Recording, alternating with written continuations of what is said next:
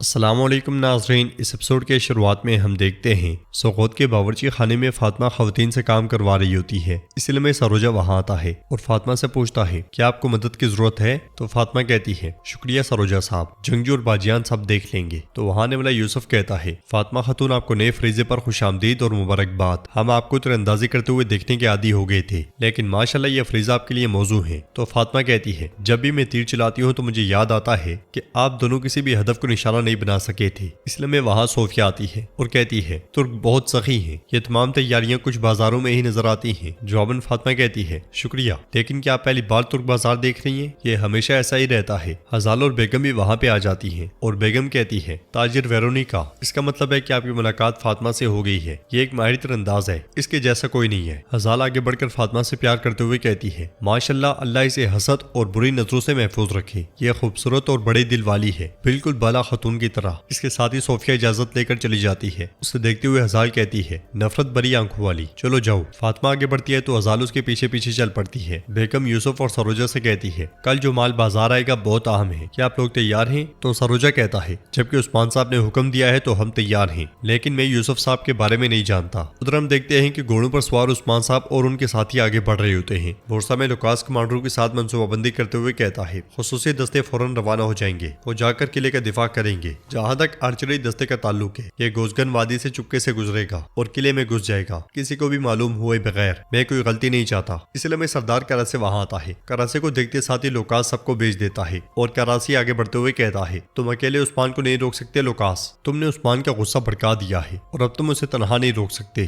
Lucas خنجر نقشے میں گاڑتے ہوئے کہتا ہے تب میں اسے اس کے غصے کے ساتھ دفن کر دوں گا، یہاں تک کہ اگر مجھے معلوم ہو کہ میں مرنے والا ہوں میں تب بھی اس کے سامنے کھڑا ہوں گا۔ کراسے کہتا ہے جو کرنا ہے کرو، لیکن میں تمہارے ساتھ آؤں گا۔ لوکاس پوچھتا ہے آپ کیا بات کر رہے ہیں کراسے بے؟ تو سردار کراسے کہتا ہے دیکھو اگر عثمان آکسار قلعہ لے لیتا ہے تو وہ تجارتی راستے پر قبضہ کر لے گا، زمینی تجارت جس پہ میرا راج ہے ختم ہو جائے گی۔ کیا تمہیں لگتا ہے کہ میں یہ خطرہ مول لوں گا لوکاس؟ تو لوکاس کہتا ہے کراسے صاحب آپ ہمیشہ اپنے فائدے کے پیچھے ہی رہتے ہیں، آپ کی کیا پیشکش ہے؟ تو سردار کراسے کہتا ہے ہم ہر چیز کو آدھے حصے میں تقسیم کریں گے تاکہ ہم مل کر عثمان کو ہرا سکیں، تم مجھے آکسار قلعے کی تجارت میں سے حصہ دو گے۔ لوکاس پوچھتا ہے آپ عثمان کو کیسے روکیں گے؟ تو سردار کراسے کہتا ہے پہلے مجھے بتاؤ کیا تم میرے ساتھ یہ معاہدہ کرو گے؟ تو لوکاس کہتا ہے ٹھیک ہے جیسا آپ چاہیں، ہم ایک محاذ پر 2 لشکروں کو اکٹھا کریں گے۔ یہ سنتے ساتھ ہی کراسے خوش ہوتے ہوئے چلا جاتا ہے۔ اس کے جانے کے بعد لوکاس کہتا ہے میں نے ایک بار تم پر بھروسہ کیا تھا کراسے، میں دوسری بار وہی غلطی نہیں کروں گا، میں تدبیر کروں گا۔ استقبل میں البائی کام کاج میں مصروف ہوتا ہے، اس لیے میں بازنطینی سپاہی گھوڑے لے کر آتے ہیں اور ایک سپاہی کہتا ہے اس کا خیال رکھنا۔ البائی گھوڑے کو دیکھتے ہوئے کہتا ہے یہ گھوڑا نیا ہے، کس کا ہے؟ جواباً سپاہی کہتا ہے اس کی دیکھ بھال میں کوتاہی نہ کرنا، یہ گھوڑا کماندار لوکاس کا اپنے نئے مہمان کے لیے تحفہ ہے۔ یہ سنتے ساتھ ہی البائی گھوڑا لے کر آگے بڑھتا ہے اور ایک بازنطینی سپاہی اپنے ساتھی سے کہتا ہے کیا یہ وہ گھوڑا اس عورت کے لیے نہیں ہے جس نے عثمان کے جاسوس کو مارا تھا؟ جواباً دوسرا کہتا ہے اس نے صرف ایک جاسوس نہیں بلکہ سارے جاسوس مار ڈالے ہیں، کائی کے جاسوس مٹا دیے گئے ہیں۔ البائی پوچھتا ہے مہمان کا نام کیا ہے؟ جانے یہ گھوڑا کس کا ہے اور کب تک میں اس کا خیال رکھوں گا؟ جواباً سپاہی کہتا ہے ہم تمہیں ہدایت دے دیں گے کہ گھوڑے کو کب تک اور کیسے تیار کرنا ہے۔ اس کے ساتھ ہی بازنطینی سپاہی چلے جاتے ہیں، اس لیے میں سانجار سپاہیوں کے ساتھ وہاں سے گزرتا ہے تو البائی چھپ کر اسے دیکھنے لگ جاتا ہے، پھر کہتا ہے سانجار مطلب کراسے صاحب، تو آپ دوبارہ لوکاس کے لیے کام کر رہے ہیں۔ ادھر آکسار کے پاس کارگاہ میں سپاہی کام کاج میں مصروف ہوتے ہیں، اس لیے میں سردار گینجر اور بیہان بھی وہاں پہنچتے ہیں اور گھوڑوں سے اترنے کے بعد سیدھا عثمان صاحب کے پاس جاتے ہیں۔ تو عثمان صاحب کہتے ہیں آخرکار آپ اور آپ کے دستے ہماری فوج میں شامل ہو ہی کے، سلامت رہیں سرداران۔ تو بیہان کہتا ہے ہم اپنے جوانوں اور اپنی پوری طاقت کے ساتھ آپ کے شانہ بشانہ کھڑے ہیں عثمان صاحب۔ پھر سردار گینجر کہتا ہے جب تک آکسار قلعے پر کائی پرچم نہ لہرا دیا جائے اور وہاں اذان محمدیہ نہ بلند ہو جائے، ہم صدران نہیں بلکہ آپ کے زیر کمان سپاہی ہیں۔ عثمان صاحب ان کا شکریہ ادا کرتے ہیں، پھر کہتے ہیں دیہات جو آکسار کو کھانا فراہم کرتے تھے اور وہ قرارگاہ جو اسلحہ اور گولہ بارود مہیا کرتی تھی، ہم نے ان سب کو تباہ کر دیا ہے الحمدللہ، اور آج جو خون ہم نے ان کافروں کا بہایا ہے، ہم کل ان قلعوں میں کیا کریں گے اس کی ضمانت رہے گا۔ ارحان کہتا ہے حضور لوکاس کتے نے ہمارے حملے کے بارے میں سنا ہے، اس نے اب اپنی تمام فوج جمع کرنا شروع کر دی ہے۔ تو علاؤدین کہتا ہے لوکاس قلعے میں داخل ہو کر ایک دفاعی پوزیشن لے لے گا یا پھر باہر سے ہمارا محاصرہ توڑنے کی کوشش کرے گا۔ جواباً عثمان صاحب کہتے ہیں اگر وہ چاہے تو اپنی فوج کو قلعے کے سامنے کھڑا کر دے یا اپنی پوری طاقت کے ساتھ ہمارے سامنے آئے، لوکاس کو ہتھیار ڈالنے، ہارنے یا شکست کھانے اور مرنے کے سوا کچھ نہیں ملے گا۔ اب جب سورج نکلے گا تو ہماری فوج آکسار کے لیے نکلے گی، وہ اس کا محاصرہ کرنے کے لیے قلعے کے سامنے صف و صف کھڑے رہیں گے، بھائی سنگر کے انتقام کے لیے اور تمام شہداء کے درد کے لیے ہم ان پر غضب کی طرح برسیں گے۔ اس لیے میں ارسطو باہر پہنچتا ہے، ارسطو کو دیکھ کر سپاہیوں کو بہت غصہ آتا ہے۔ توران آگے بڑھتا ہے مگر آئیکوت اسے روک دیتا ہے۔ ایرسطو ان سے کہتا ہے میں یہاں کمانڈر لوکاس کا ایلچی بن کر آیا ہوں، میں عثمان صاحب سے ملنا چاہتا ہوں۔ آئیکوت سپاہیوں سے کہتا ہے اس کی تلوار لے لو۔ یہ کہتے ساتھ ہی آئیکوت اسے لے کر آگے بڑھتا ہے اور اسے عثمان صاحب کے پاس لے کر جاتا ہے۔ عثمان صاحب اسے کہتے ہیں بولو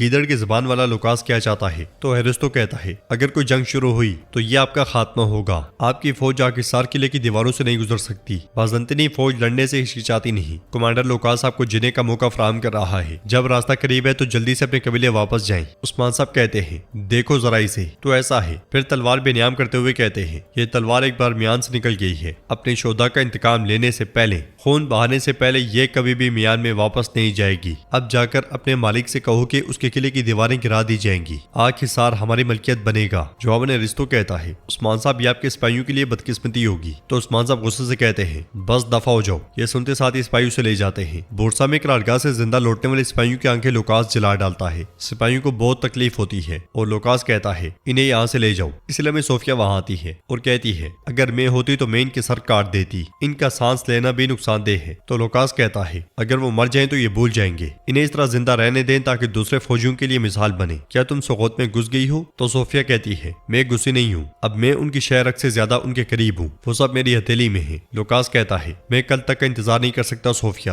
میں جلدی نکلوں گا، میں آکسار کی تقدیر ان بیوقوفوں کے سپرد نہیں کر سکتا۔ صوفیہ کہتی ہے تم ٹھیک کہہ رہی ہو، لیکن میرے خیال میں اس کی ضرورت نہیں ہے، عثمان تمہارے سامنے اپنی بیٹی کے لیے گھٹنے ٹیکے گا اور امان طلب کرے گا۔ تو لوکاس کہتا ہے عثمان کو کم مت سمجھو، اس کے پاس ہمیشہ دوسرا منصوبہ ہوتا ہے۔ صوفیہ کہتی ہے تم بھی اسے اپنی آنکھوں میں زیادہ بڑا نہ کرو، وہ صرف ایک چرواہا ہے اور ہم سے بھیک مانگے گا، کل ہماری فتح کا دن ہوگا لوکاس۔ تو لوکاس کہتا ہے میں ان سب کو ایک ہی قبر میں دفن کر دوں گا۔ صوفیہ آگے بڑھتے ہوئے کہتی ہے ہم انہیں ایک ساتھ دفن کریں گے لوکاس، بالکل کریں گے۔ یہ کہتے ساتھ وہ کمرے سے نکل کر آگے بڑھتی ہے۔ البید چھپ کر اسے دیکھ رہا ہوتا ہے اور کہتا ہے تم کون ہو عورت؟ یہ کہتے ساتھ وہ اس کا تعقب کرتا ہے۔ احساس ہوتے ساتھ ہی صوفیہ ایک دم سے خنجر نکال کر پھینکتی ہے مگر البید پیچھے ہو جاتا ہے۔ صوفیہ تلوار لے کر محتاط انداز میں آگے بڑھتی ہے مگر البید اسے نہیں ملتا۔ وہ آس پاس تلاش کرتی ہے، پھر ادھر ادھر دیکھتے ہوئے آگے بڑھ جاتی ہے۔ ایک طرف چھپا البید سکھ کا سانس لیتا ہے اور ناظرین ایپیسوڈ بھی اختتام پذیر ہوتی ہے۔ اگر آپ کو ویڈیو پسند آئے تو ویڈیو کو لائک کر دیں، چینل کو سبسکرائب نہیں کیا ہوا تو سبسکرائب کرنے کے ساتھ ساتھ نوٹیفیکیشن والی گھنٹی کو دبانا مت بھولیں۔ انشاءاللہ ملتے ہیں نیکسٹ ویڈیو میں، تب تک کے لیے رکھیں اپنا اور اپنوں کا بہت زیادہ خیال۔ اللہ نگہبان۔